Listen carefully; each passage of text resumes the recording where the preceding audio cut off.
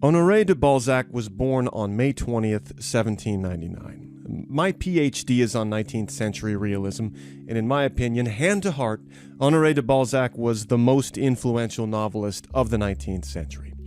He is most famous for his La Comédie Humaine, or The Human Comedy, a collection that included 85 novels plus shorter works besides these, meant to rival Dante's Divine Comedy.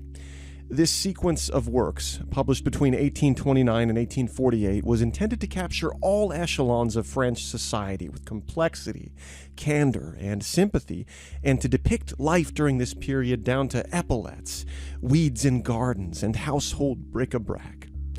Written when French was still the international language of Europe and the Americas during the 1830s and 1840s and afterward, Balzac's Human Comedy made its way onto the desks of a new generation of ambitious fiction writers, and it changed literature forever.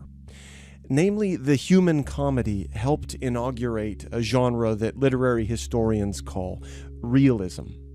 And realism, at a basic level, is what the name would lead you to believe. Stories that try to show life as it is, and to move away from the more outlandish plots of tragedy and comedy. In practice, literary realism proved interested in working-class life, struggles with money, life after marriage, and the complex interior worlds of its characters. Balzac is famous then for inaugurating an entire period of literary history, and one that persisted from the 1830s all the way up until the end of the century. If you're interested in Balzac and the roots of literary realism, I'd recommend starting with Père Goriot, or Old Goriot, an early Balzac novel published in 1835. It is a short, tightly plotted, and incredibly powerful novel, perhaps Balzac's most famous, from its opening description of a boarding house to its thunderous conclusion, "À nous deux, maintenant." You know what I'm talking about if you've read it.